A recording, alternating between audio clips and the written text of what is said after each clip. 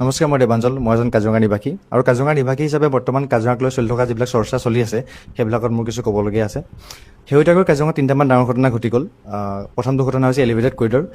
Elevated কৰিডৰটো বনোৱাৰ তেওঁলোকে মূল কাৰণ হিচাপে ক'লে যে কাজিৰঙাৰ পৰা যিবিলাক জীৱ জন্তু কাৰ্বি পাহাৰলৈ অহা যোৱা কৰি থাকে, যিবিলাক তেওঁলোকৰ এনিমেল কৰিডৰ আছে, সেই কৰিডৰবিলাকত যাতে একো অসুবিধা নহয়, তেওঁলোকে অহা যোৱা যাতে ভালদৰে কৰিব পাৰে, সেইকাৰণে তেওঁলোকে এলিভেটেড কৰিডৰটো বনাব। আৰু দ্বিতীয় ডাঙৰ ঘটনা হ'ল যে কাজিৰঙা এনিলে পথাৰৰ প্ৰায় 45টা আদিবাসী পৰিয়ালৰ প্ৰায় 60 বিঘা এনচেষ্ট্ৰেল লেণ্ড তেওঁলোকৰ লেণ্ড ৰেকৰ্ড থকাৰ পাছতো তেওঁলোকে জব্দ কৰিলে। আৰু এই বিষয়ত মাতমতা যি প্ৰণৱ দলে দা আছে, প্ৰণৱ দলে দাক তেওঁলোকে NSA লগাই পেলাই ভিতৰত ভৰাই থ'লে। আৰু তৃতীয় ডাঙৰ ঘটনা হ'ল যে কাজিৰঙাৰ যি ডিফল্ট ESG আছে, প্ৰায় 10 কিলোমিটাৰ যি ইক' চেঞ্চিটিভ জ'ন আছে, সেইটো শ্ৰিংক কৰি আনি তেওঁলোকে 1 কিলোমিটাৰ কৰাৰ প্ৰস্তাৱ দিছে। গতিকে এই যদি ইক' চেঞ্চিটিভ জ'নটো 10 কিলোমিটাৰৰ পৰা 1 কিলোমিটাৰ কৰা হ'ব, তেতিয়াহ'লে কি হ'ব?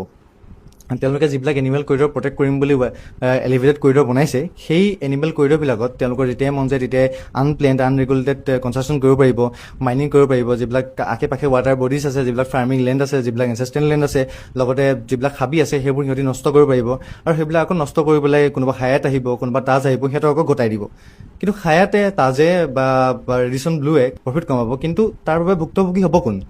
ভুক্তভোগী হ'ব সেইবিলাক লোক যিবিলাকে সেই ৱাটাৰ বডিজবিলাকত, যিবিলাকে সেই ফাৰ্মিং লেণ্ডবিলাকত, ৱাটাৰ বডিজবিলাকত মাছ মাৰি খাইছিলে, ফাৰ্মিং লেণ্ডবিলাকত খেতি কৰিছিলে, যিবিলাকে হাবিৰ পৰা খৰি আনি পেলাই নিজৰ ঘৰত ভাত বনাই খাইছিলে।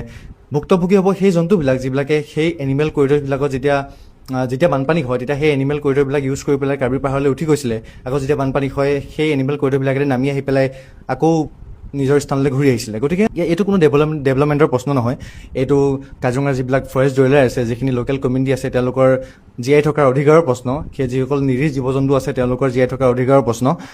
গতিকে মই সকলোকে আহ্বান জনাইছোঁ যাতে সকলোৱে কাজিৰঙাৰ লগত থিয় দিয়ক। যি এতিয়া কাজিৰঙাত প্ৰতিবাদ চলি আছে বা চলিবলৈ আৰম্ভ হৈছে, তাত যোগ দিয়ক। আৰু যাতে বেনাৰক লৈ পেলাই, প্ৰতিবাদৰ বেনাৰক লৈ পেলাই কোনেও নিজৰ মাজতে খোৱা কামোৰা নকৰক। তেওঁলোকে এটা কথা বুজি পাব লাগিব যে there is a very thin line between a mass and a mob. তো গতিকে যিকোনো এটা সংগ্ৰাম বা যিকোনো এটা আন্দোলন ভালদৰে পৰিচালিত কৰিবলৈ হ'লে তাত একোখন বেনাৰ লাগিবই। আৰু সেই বেনাৰখনৰ লগত হয়তো আপোনাৰ মত নিমিলিব পাৰে। নিজৰ স্বাৰ্থৰ বাবে, নিজৰ কাজিৰঙাখনৰ বাবে, নিজৰ মানুহখিনিৰ স্বাৰ্থৰ বাবে, নিজৰ জীৱ জন্তুৰ স্বাৰ্থৰ বাবে আমি সেই প্ৰতিবাদসমূহত সমস্যাবোৰ শুদ্ধকৈ উত্থাপন কৰিবলৈ যোগ কৰিব লাগিব। আৰু ময়ো চেষ্টা কৰি আছোঁ যাতে মোৰ নিজৰ অকণমানি ব্ৰেইনটোৱে মই যিমানখিনি কৰিব পাৰোঁ। মই যিহেতু ষ্টুডেণ্ট হয়, গতিকে মই ঘৰৰ পৰা দূৰত আছোঁ, মোৰ কিছুমান সীমাবদ্ধতা আছে। গতিকে শেষত এটাই ক'ব খোজোঁ যে development without consent is not development, it's exploitation. আৰু কাজিৰঙাখনক সদায় কাজিৰঙাৰ মানুহখিনিয়ে প্ৰটেক্ট কৰি আহিছে। তেওঁলোকে এখন হাবি জীয়াই থাকিবলৈ হ'লে, এখন হাবিত থকা জীৱ জন্তুসমূহ জীয়াই থাকিবলৈ হ'লে এটা কমিউনিটি লাগিবই। আৰু সেই কমিউনিটিৰ কামটো সদায় সেই কাজিৰঙাৰ মানুহখিনিয়ে ভালদৰে কৰি আহিছে। তেওঁলোকৰ কাৰণে কাজিৰঙাখন আজি কাজিৰঙা হৈ আছে। গতিকে কাজিৰঙাত কিবা এটা সাল সলনি কৰাৰ আগতে, কাজিৰঙাত এজোপা গছ কটাৰ আগতেও কাজিৰঙাৰ মানুহখিনিৰ মত ল'বই লাগিব। গতিকে চৰকাৰে যাতে এই কথাটো মনত ৰাখে। ধন্যবাদ। প্ৰত্যেকজন অসমীয়া ঘৰৰ পৰা এজন প্ৰণৱ দলে কিন্তু সৃষ্টি হ'ব যদি হিমন্ত বিশ্ব শৰ্মা ডাঙৰীয়াই এই কাম কাজবোৰ বন্ধ নকৰে। মুখ্যমন্ত্ৰী ডাঙৰীয়াই নিজকে অসমীয়া বুলি ক'বলৈ লাজ পাব। তেখেতে গম পাইছেনে নাই যে তেখেতৰ নাম ইতিহাসৰ কলা আখৰেৰে লিখা যাব। যেতিয়া আহি থকা প্ৰজন্মই পঢ়িব যে আমাৰ অসমতো এজন মুখ্যমন্ত্ৰী আছিলে, তেখেতৰ নাম হিমন্ত বিশ্ব শৰ্মা ডাঙৰীয়া আছিলে। আৰু তেখেতে যিসকল অসমীয়া ব্যক্তিয়ে সঁচা অৰ্থত অসমীয়া জাতিটো বচাবৰ কাৰণে সংগ্ৰাম কৰিছিলে, তেখেতসকলক NSA দৰে আইন লগাই পেলাই কৰাৰ উদ্যোগ। আপোনাৰ দল হ'ব তেওঁলোকক NSA লগাবৰ কাৰণে। আপুনি যে কৈছে আপুনি অসমীয়া প্ৰেমী হৈ যদি সেইসকল ব্যক্তিক এৰেষ্ট কৰি দেখাওক, যিসকলৰ কাৰণে আজি আপাৰ আছামৰ হাজাৰ ব্যক্তিয়ে নিজৰ ঘৰ হেৰুৱাবলগীয়া হ'ল। তেখেতে অসমখনক আদানী আৰু আম্বানী লেণ্ড কৰি দিয়াই ভাল বুলি ভাবোঁ। কাৰণ তেখেতে কি কৰিছে, এই খিলঞ্জীয়া ৰাইজসকলৰ মাটি কাঢ়ি পেলাই এইসকল বনিয়া গোষ্ঠীক আচলতে তেখেতে পানীৰ দামত এই মাটিবোৰ দি দিছে, দানত দিছে আচলতে। হয়, কাজিৰঙা কিহৰ বাবে জনা যায়? কাজিৰঙা এশিঙীয়া গঁড়ৰ বাবে জনা যায়। তাৰ যিটো ক্লাইমেটিক কণ্ডিশ্যন, সেই ক্লাইমেটিক কণ্ডিশ্যনটো উপভোগ কৰিবলৈ আচলতে দেশ বিদেশৰ বা পৰ্যটক আহে। যদি কাজিৰঙাৰ 5 ষ্টাৰ হোটেল হয়, ওখ বিল্ডিং থাকে, তেতিয়া এই গঁড়, বাঘ, তাতে থকা বিভিন্ন জীৱ জন্তু এইসমূহ ক'ত যাব? তো মানুহ কি বিল্ডিং চাবলৈ আহিব? অসমতকৈ ডাঙৰ বিল্ডিং বোম্বে আৰু দিল্লীত আছে। বোম্বে আৰু দিল্লীত যাব, অসমলৈ কিয় আহি? ফাৰ্ষ্ট কথাটো হ'ল যে মুখ্যমন্ত্ৰী ডাঙৰীয়াই নিজকে অসমীয়া বুলি ক'বলৈ লাজ পাব লাগে। তেখেতে কি কৈছিলে, জাতি মাটি ভেটি ৰক্ষাৰ কাৰণে এইখন BJP চৰকাৰ গঠন কৰা হৈছে। কিন্তু আটাইতকৈ আটাইতকৈ বেছি যদি তুচ্ছ তাচ্ছল্য অসমীয়া জাতিটোক কৰা হৈছে এইটো হৈছে এইখন চৰকাৰৰ দিনতে হিমন্ত বিশ্ব শৰ্মা ডাঙৰীয়াই নিজক অসমীয়া বুলি কয় আৰু তেখেতে এগৰাকী ব্যক্তি সঁচা অসমীয়া যিজন ব্যক্তিয়ে আচলতে নিজৰ জীৱনটো তুচ্ছ কৰি পেলাই এই আদিবাসী লোকসকলৰ বাবে জনজাতি লোকসকলৰ কাৰণে জীৱিকাৰ তেওঁলোকৰ ভূমি অধিকাৰৰ কাৰণে লাগি আছে প্ৰণৱ দলে তেখেতক NSA দৰে ড্ৰেকনিয়ান এটা ল লগাই পেলাই তেখেতক কাৰাৰুদ্ধ কৰি থৈছে হিমন্ত বিশ্বই লাজ পাব লাগে তেখেতে গম পাইছে নে নাই যে তেখেতৰ নাম ইতিহাসক কলা আখৰেৰে লিখা যাব যেতিয়া আহি থকা প্ৰজন্মই পঢ়িব যে আমাৰ অসমতো এজন মুখ্যমন্ত্ৰী আছিলে তেখেতৰ নাম হিমন্ত বিশ্ব শৰ্মা ডাঙৰীয়া আছিলে আৰু তেখেতে যিসকল অসমীয়া ব্যক্তিয়ে সঁচা অৰ্থত অসমীয়া জাতিটো বচাবৰ কাৰণে সংগ্ৰাম কৰিছিলে তেখেতসকলক NSA দৰে আইন লগাই পেলাই কৰাৰুদ্ধ কৰি থৈছিলে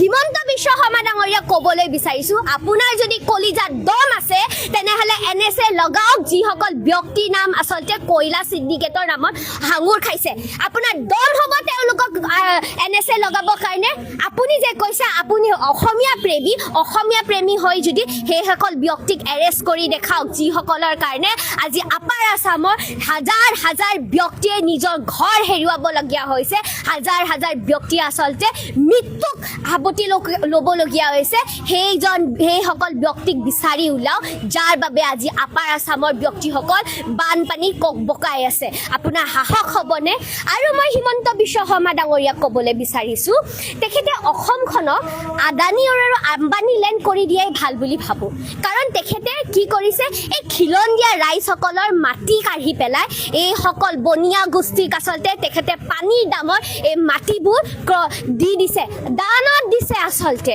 তেওঁ ডেভেলপমেণ্টৰ কথা কৈছে হিমন্ত বিশ্ব শৰ্মা ডাঙৰীয়া আমাক এনেকুৱা ডেভেলপমেণ্ট নালাগে যাৰ বাবে আমাৰ খিলঞ্জীয়া ৰাইজে মাটি হেৰুৱাবলগীয়া হয় আমাক এনেকুৱা ডেভেলপমেণ্ট নালাগে যাৰ বাবে আমি কাজিৰঙা ইতিহাস হৈ যাব যাৰ কাৰণে কাজিৰঙা ইতিহাস হৈ যাব তেখেতে এটা খুব আচলতে মিছা বাৰ্তা বিয়পাই আছে সেইটো হৈছে কাজিৰঙাৰ যিটো ইকো চেনচিটিভ জোন সেইটো 1 কিলোমিটাৰলৈ হ্ৰাস কৰিব বিচাৰি আছে কাৰণ তেখেতে কৈছে যে 10 কিলোমিটাৰ হৈ থকাৰ বাবে তাতে কোনো ধৰণৰ উন্নয়ন হোৱা নাই মই আপোনালোকৰ জৰিয়তে এইটো মিছকনচেপশ্যন আচলতে তেওঁ এইটো বিচাৰিছে বিভ্ৰান্তিৰ সৃষ্টি কৰিব বিচাৰিছে তেওঁৰ মিছা কথাটো যে কৈছে সেইটো মই শুধৰাই দিব বিচাৰিছোঁ সেইটো হৈছে যে এতিয়াও 10 কিলোমিটাৰ হৈ আছে তাতে যিবোৰ ডেভেলপমেণ্টেল কাম হ'ব লাগে হৈ আছে মানুহে তাতে হোমষ্টে দি আছে লোকেল হোমষ্টে আছে লোকেল তাতে ৰেষ্টুৰেণ্ট আছে কিন্তু তেওঁলোকে এই বাফাৰ জোনটো বা এই ইকো চেনচিটিভ জোনটো হ্ৰাস কৰিব বিচাৰিছে যাতে তাতে 5-star হোটেল আহে যদি ডেভেলপমেণ্ট কৰিবই বিচাৰিছে যদি খিলঞ্জীয়া ৰাইজৰ কথা চিন্তা কৰিছে তাৰ থলুৱা ৰাইজৰ কথা চিন্তা কৰিছে তেনেহ'লে তাত থকা লোকেল যিবোৰ আচলতে ৰিজৰ্ট আছে লোকেল হোমষ্টে আছে সেইসমূহ ডেভেলপ কৰিবলৈ চেষ্টা কৰিব লাগে সেইসকল ব্যক্তিক ছাবচিডি দিব লাগে নতুন টেকন'লজি লগাই পেলাই কেনেকৈ আচলতে ডেভেলপ কৰিব লাগে সেইবোৰ শিকাব লাগে ইকো চেনচিটিভ জোন থকা মানে ডেভেলপমেণ্ট কাম কাজ বন্ধ হৈ যোৱা নুবুজায় ইকো চেনচিটিভ জোনে এইটো বুজায় যে তাতে এনেধৰণৰ কোনো এক্টিভিটিজ হ'ব নোৱাৰিব যাৰ ফলত আচলতে এনভাইৰনমেণ্টৰ ওপৰত হেম্পাৰ হয় বা এনিমেল কৰিডৰসমূহৰ কিবা হেম্পাৰ হয় কাজিৰঙা কিহৰ বাবে জনা যায় কাজিৰঙা এশিঙীয়া গঁড়ৰ বাবে জনা যায় তাৰ যিটো ক্লাইমেটিক কণ্ডিশ্যন সেই ক্লাইমেটিক কণ্ডিশ্যনটো উপভোগ কৰিবলৈ আচলতে দেশ বিদেশৰ বা পৰ্যটক আহে যদি কাজিৰঙাৰ 5-star হোটেল হয় ওখ বিল্ডিং থাকে তেতিয়া এই গঁড় বাঘ তাতে থকা বিভিন্ন জীৱ জন্তু